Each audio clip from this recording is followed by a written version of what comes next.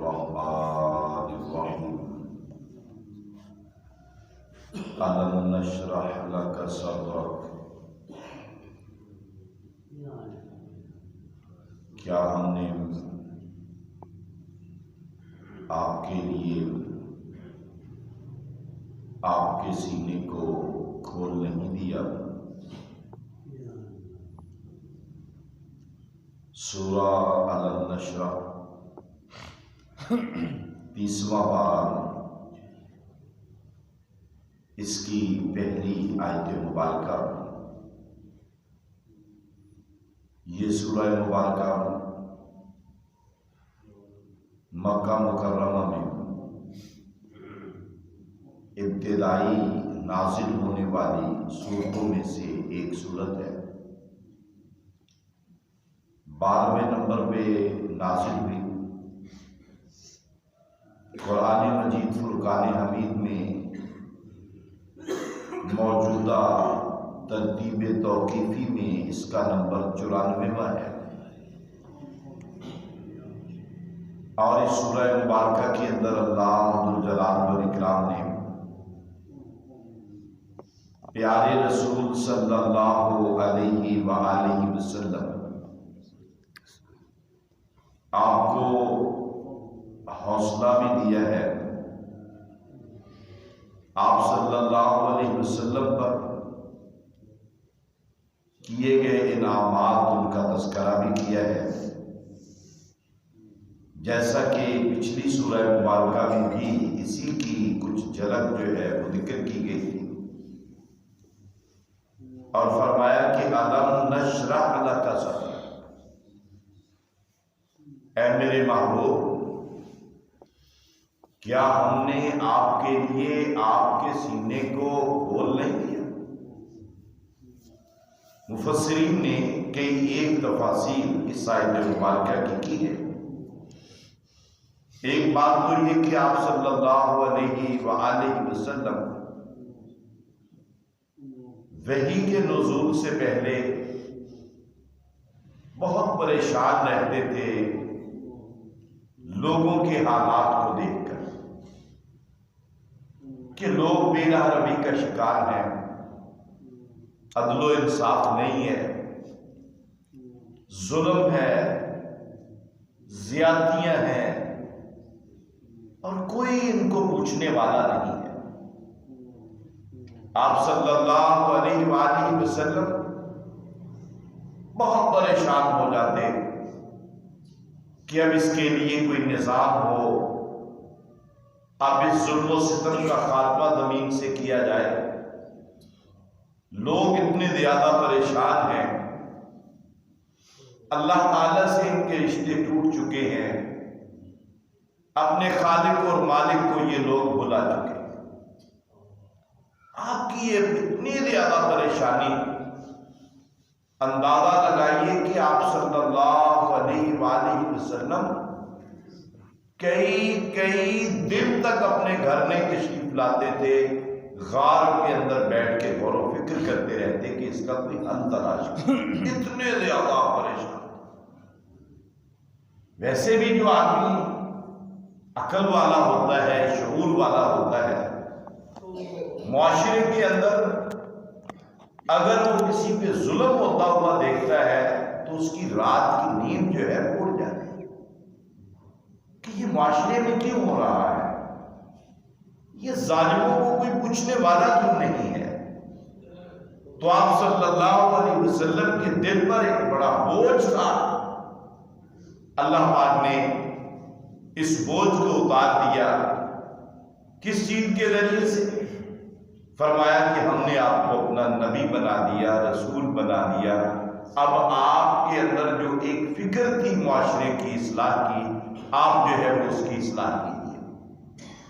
آپ اس معاشرے کی اب اصلاح کیجیے،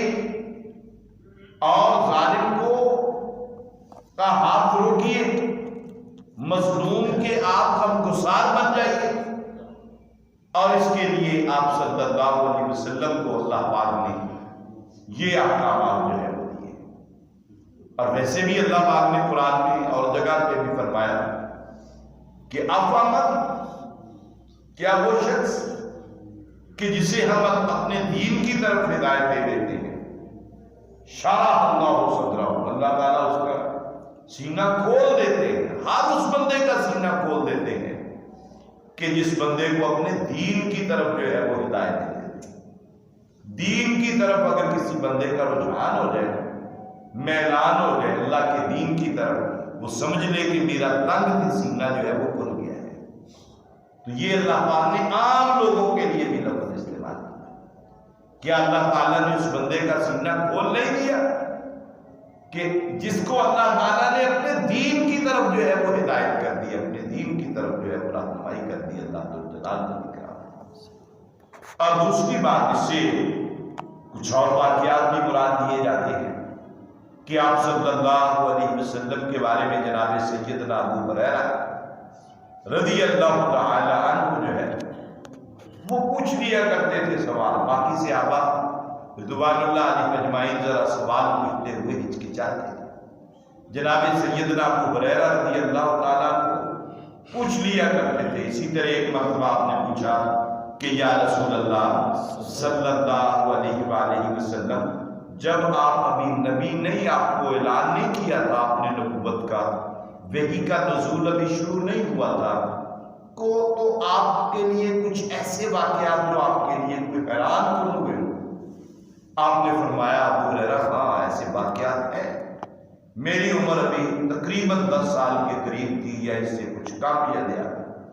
بعض روایات میں اس سے کم، اور بیان فرماتے ہیں کہ میں ایک جنگل کے اندر کھڑا ہوا تھا، بکریاں چرا رہا تھا،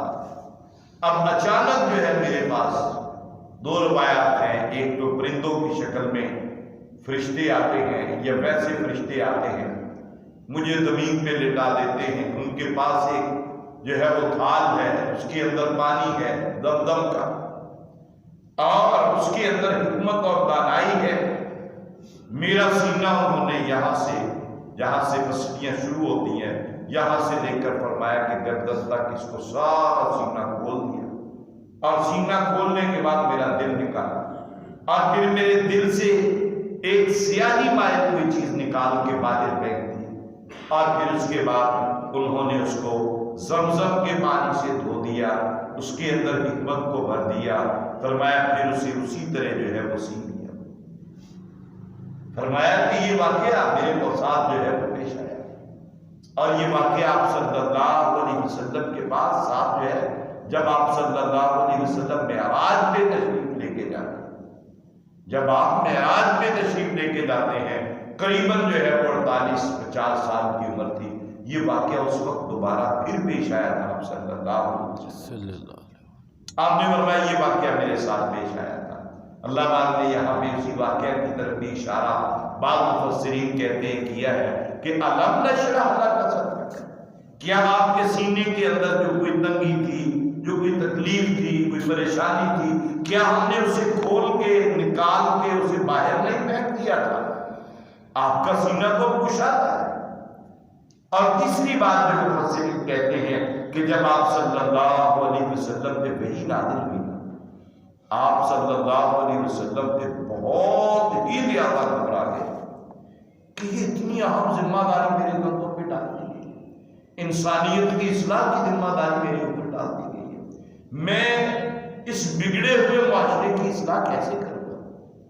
یہ تو لوگ بہت بڑے گمراہی کی طرف جا چکے ہیں، اب ان کی میں اصلاح کیسے کروں گا؟ اللہ پاک نے آپ کو ہمت دی، آپ کو توفیق دی، اللہ تعالیٰ نے اپنی مدد شامل ڈالی۔ ایک تو اس سے مراد یہ بھی ہے، اور ایک بات یہ بھی ہے کہ جب آپ صلی اللہ علیہ وسلم نے پھر دعوت کا آغاز کیا، جب دعوت کا آغاز کیا، اس سے قبل تو لوگ آپ صلی اللہ علیہ وسلم کے پیروں کے نیچے پھول کی پتیاں بچھاتے تھے، آپ کو صادق کہتے، آپ صلی اللہ علیہ وسلم کو امین کہتے، اپنی امانتیں آپ کے پاس رکھتے، آپ صلی اللہ علیہ وسلم سے اپنے فیصلے کرواتے، آپ صلی اللہ علیہ وسلم پہ فخر کیا کرتے، باہر سے آنے والے لوگوں کو بتاتے کہ مکہ تو فخر ہے کہ اللہ تعالیٰ نے مکہ والوں کو ایک محمد صلی اللہ علیہ وسلم جیسی منفرد شخصیت عطا کر دی، فخر کیا کرتے تھے۔ جیسے ہی آپ نے ان سے یہ بات کی کہ بھئی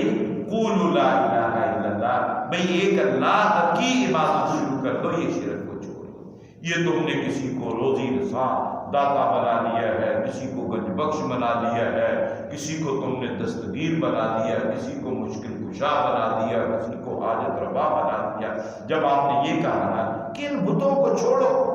وہ کہتے رہے تھی ہاؤلاء شفعاؤنا عند اللہ، وہ بھئی اللہ ہمارا وہی ہے جو آسمانوں پہ ہے، یہ تو اللہ کے آگے اپنے سفارشی بنائے ہوئے ہیں۔ آپ نے فرمایا نہیں، یہ شرک ہے، یہ سفارشی والا عقیدہ بھی درست نہیں ہے، یہ اللہ کا قرآن کہتا ہے۔ جب آپ نے یہ بات پیش کی نا، اب آپ صلی اللہ علیہ وآلہ وسلم، بعض مفسرین نے لکھا ہے کہ آپ صلی اللہ علیہ وسلم پر 9 کے قریب قاتلانہ حملے کیے گئے مکہ مکرمہ کے اندر، ہجرت سے پہلے قاتلانہ حملے کیے۔ مدینہ میں الگ حملے ہیں جو آپ صلی اللہ علیہ وسلم پہ جا کے جو یہودیوں نے ہوئے۔ بعض مورخین نے مختلف روایات کو جمع کر کے اس کی کوئی سندے ذکر کی ہے باہر، لیکن جو تکالیف آپ کو دی گئی ان کا تم سے تو کوئی بھی بندہ جو ہے وہ بھی خبر نہیں ہے کہ آپ صلی اللہ علیہ وسلم پر کس قدر تانے تشنیع آوازیں کسی گئی، جو کچھ وہ کر سکتے تھے مکہ والوں نے کیا۔ اللہ پاک نے فرمایا یہ بھی وہ وقت تھا جب آپ کا دل تنگ تھا کہ اب جو ہے یہ عجیب لوگ ہیں۔ جب آپ صلی اللہ علیہ وسلم کو بتلایا تھا اس نے کہ ورقہ بن نوفل نے کہ ایک وقت آئے گا آپ کی قوم آپ کو نکال دے گی، آپ اچانک حیران ہو گئے کہ میری قوم مجھے نکالے، یہ تو مجھے ہاتھوں پہ لیے پھرتی ہے، یہ تو مجھے صادق اور امین کہتی ہے، یہ تو مجھ سے فیصلے کرواتے ہیں۔ انہوں نے کہا ہاں، جب بھی کوئی بندہ اس قسم کی دعوت دیتا ہے لوگ اس کے اپنے قبیلے والے اسے گھر سے نکال دیتے ہیں۔ تو اللہ پاک نے فرمایا علم نشرح لک صدرک، ان حالات کے اندر کیا ہم نے آپ کے سینے کو کھول نہیں دیا تھا؟ تو یہ بھی اللہ تعالیٰ ہی کی طرف سے ایک مدد ہے۔ اس کا مطلب یہ بھی ہوا کہ جتنی بھی حالات مشکل ہوں، کٹھن ہوں، جسمانی طور پر، روحانی طور پر، معاشی طور پر، بندے کے حالات کو سنوارنے والی ذات صرف اور صرف ایک ہے، اور وہ اللہ الجلال والاکرام کی ذات ہے۔ حتیٰ کہ پیارے نبی صلی اللہ علیہ وسلم کی مدد کرنے والی ذات بھی وہی ہے جو آسمانوں پہ ہے، اور اللہ رب العالمین کی ذات ہے۔ اللہ تعالیٰ سے دعا ہے کہ اللہ الجلال والاکرام ہمیں قرآن و سنت کے مطابق اپنی زندگیاں گزارنے کی توفیق عطا فرمائے۔ وما علینا الا البلاغ المبین۔